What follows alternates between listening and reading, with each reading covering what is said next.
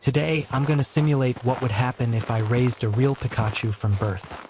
And by the end of this video, you'll see it go from a tiny helpless egg to a fully evolved Raichu that can take down creatures 10 times its size, including a battle with one of the most dangerous Pokémon ever created. But I didn't expect what happened in the middle. It all started when I found this strange yellow egg in my backyard. It was warm, almost buzzing with energy. I could feel a faint pulse coming from inside, so I brought it into my lab and placed it under a heat lamp. For 3 days, nothing happened. But on the 4th morning, I heard a crack. The egg started to glow. Bright yellow light filled the entire room. And then, a tiny nose poked through the shell. 2 black eyes blinked at me. A small, round creature tumbled out onto the table. It wasn't a Pikachu yet. It was a Pichu, the baby form. It was barely the size of my hand. Its cheeks had these little red circles that sparkled when it breathed. Its ears were huge compared to its body, with black tips that twitched at every sound. It looked up at me and let out the softest squeak I'd ever heard. This was the beginning. Pichu was fragile. He couldn't even stand up on his own yet. So I wrapped him in a soft towel and placed him in a padded box. He curled up immediately and fell asleep. The next morning, I tried feeding him. I had no idea what he ate, so I tested everything. Berries, nuts, even crackers. But he wouldn't touch any of it. Then I tried something crazy. I held up a small battery.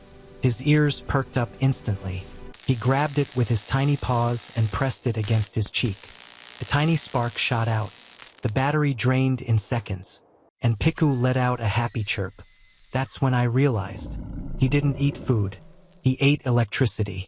Over the next few days, I set up a charging station. Just a small USB cable attached to a metal plate. He would curl up on it every night, absorbing power like a phone. And every morning, he had more energy.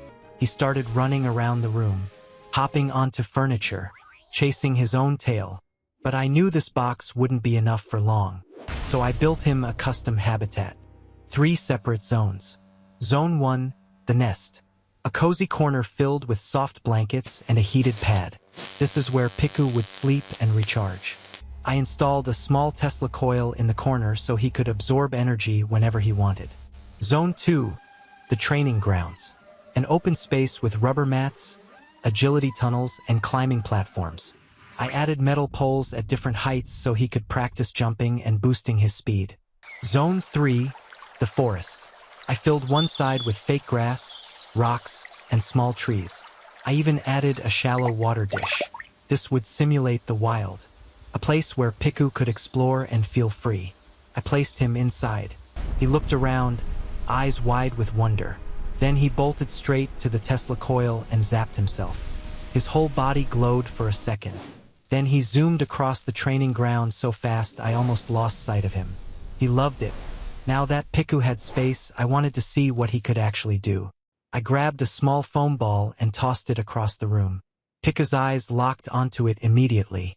He crouched low, then launched himself forward.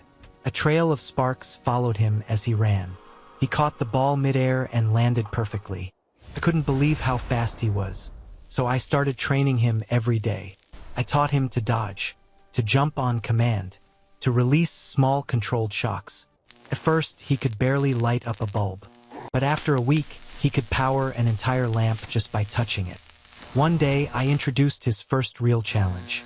I brought in a Rattata, a small purple rodent with huge front teeth and a long curled tail. Rattata was quick, aggressive, and hungry. I placed it in the training zone with Pichu. Rattata immediately charged. Pichu panicked and ran in circles, but then instinct kicked in. He stopped, turned around, and released a tiny shock from his cheeks. It wasn't strong, but it was enough. Rattata stumbled backward, shook its head, and retreated to the corner. Pichu had won his first fight. He looked at me with pride in his eyes. That's when I knew. He wasn't just cute. He was becoming a fighter. Every morning, Pichu would wake up at sunrise. He'd stretch, yawn, and run straight to the charging station. After breakfast, we'd train for an hour. Sprints, jumps, shock accuracy. I introduced him to more Pokémon. A cater pie that he had to dodge as it crawled around. a Pidgey that would swoop down from above, teaching him aerial awareness. Then he'd rest in the forest zone, climbing trees and splashing in the water. At night, I'd give him a battery as a treat. He'd nibble on it like candy. Weeks passed. Pichu grew bigger, faster, stronger. His cheeks could now store enough electricity to power my laptop for an hour. His ears became more controlled, standing tall when he was alert. But I started to notice something else.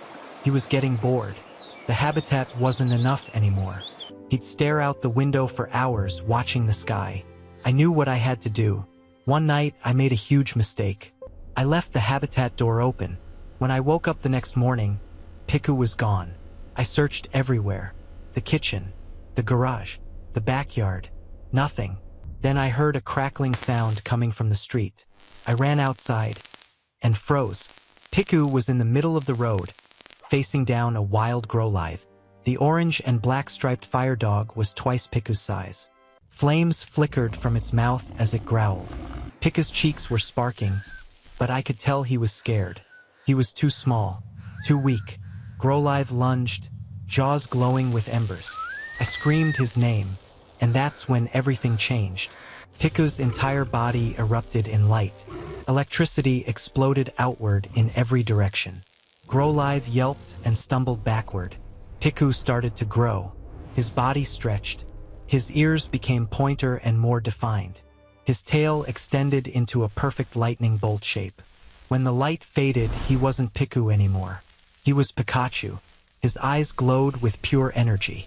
The yellow fur on his body was brighter, more vibrant. The red circles on his cheeks pulsed with stored electricity.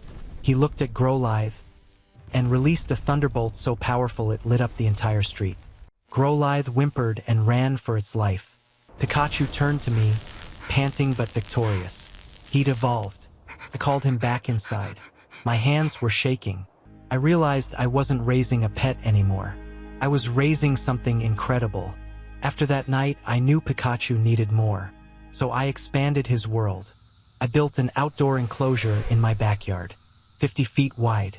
Real trees, real grass, a small pond. I added training dummies made of rubber and metal. And I installed a lightning rod in the center so Pikachu could unleash his full power without destroying everything. He loved it. Every day, he'd race through the trees, climb the rocks, and dive into the pond. His electricity became more controlled, more precise.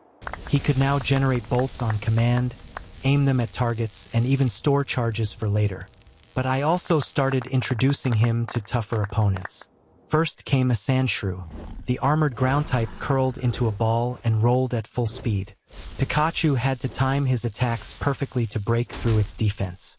He failed 3 times, but on the 4th try he unleashed a shock right as Sandshrew uncurled. Direct hit. Then I brought in a Mankey.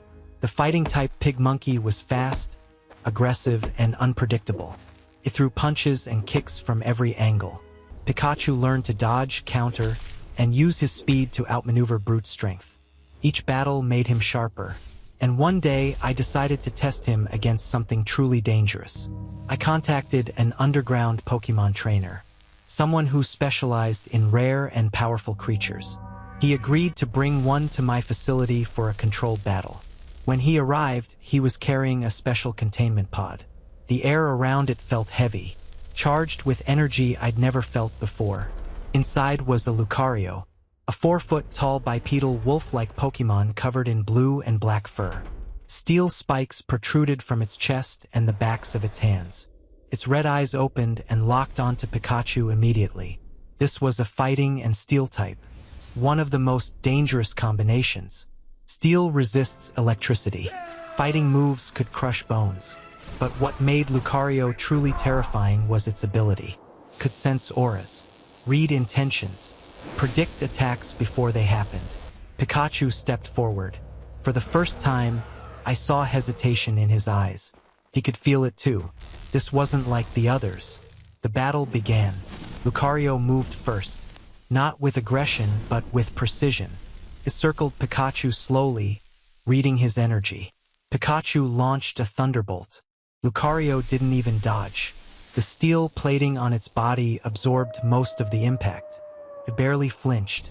Then Lucario moved, closed the distance in a split second and struck with a force palm. The fighting type move hit Pikachu square in the chest. He flew backward, crashing into a tree. Pikachu got up, shaking his head. He tried again. Thunder Shock, Quick Attack, Electro Ball. Nothing worked. Lucario countered every move. Its aura sensing ability made it untouchable. Then Lucario raised its paw. A glowing blue sphere of energy formed.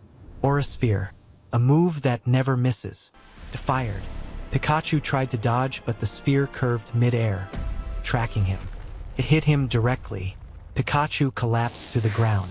His breathing was shallow. His sparks were fading. Lucario approached, fists glowing with steel energy. This was it. But then I saw something in Pikachu's eyes. He wasn't giving up. He was preparing. I reached into my pocket. I'd been carrying it for weeks, waiting for the right moment. A Thunderstone. I held it out toward Pikachu. Even while injured, he saw it. He stretched out his paw as far as he could. His claw touched the stone. Instantly, his body exploded with golden light. Lucario stepped back, raising its arms defensively. The entire enclosure lit up like a lightning storm. Pikachu's body grew larger, more muscular, more powerful. His tail became longer and thicker, shaped like a jagged bolt. His ears shifted back, and his stance became more aggressive. When the light finally faded, Pikachu was gone. Standing in his place was Raichu, bigger, stronger, unstoppable, and something had changed. His aura was different. Even Lucario seemed surprised. Lucario sensed the shift immediately. It launched another aura sphere, but this time Raichu was ready. He planted his feet and released a counterblast of pure electricity. The two attacks collided mid-air, creating a shockwave that shook the entire enclosure. Lucario's eyes widened. This wasn't the same opponent. Raichu charged forward with blinding speed. Lucario tried to counter with close combat, unleashing a flurry of punches and kicks. But Raichu was faster now, more precise. He dodged left, right, then ducked under a high kick. He grabbed Lucario's arm and channeled electricity directly into it. Lucario screamed in pain but didn't back down. It grabbed Raichu with its other hand and threw him across the arena. Both Pokémon were breathing heavily now. This was a true battle. Raichu stood up, his entire body beginning to glow. Static electricity filled the air. My hair stood on end. Lucario sensed what was coming and crossed its arms, steel plating glowing. Raichu roared and unleashed everything he had. A massive thunder attack exploded from his body. The bolt was so powerful it split into multiple branches. Lucario's steel defense held for a moment, but the voltage was too much. The electricity overwhelmed its defenses. Lucario's body seized up. Its red eyes flickered, and then it dropped to one knee. Raichu didn't stop. He poured everything into one final surge. Lucario collapsed forward, unconscious. The battle was over. Raichu stood over the fallen warrior, breathing heavily but victorious. The trainer recalled Lucario into its pod, completely stunned. He looked at me and said, "That's the strongest Raichu I've ever seen. Lucario has never lost before." I sat down in the enclosure and Raichu walked over to me. He was exhausted, but proud. I thought back to the day I found that tiny yellow egg, that fragile little Pichu that couldn't even stand, who struggled against a Rattata. Then the brave Pikachu who defended himself against Growlithe and trained against Sandshrew and Mankey. And now Raichu, a living thunderstorm who defeated a Lucario, a Pokemon that could read auras and predict every move. Raising him taught me something. It's not about how strong you start. It's about how much you're willing to grow, and who you're willing to fight for. If you made it this far, thank you for watching this journey from Pichu to Pikachu to Raichu, from Rattata to Lucario. If you want to see more real-life Pokemon simulations like this, hit that subscribe button. Drop a comment and tell me what Pokemon I should raise next. Should I try Charmander? Squirtle? Maybe even a legendary? Let me know, and I'll see you in the next one.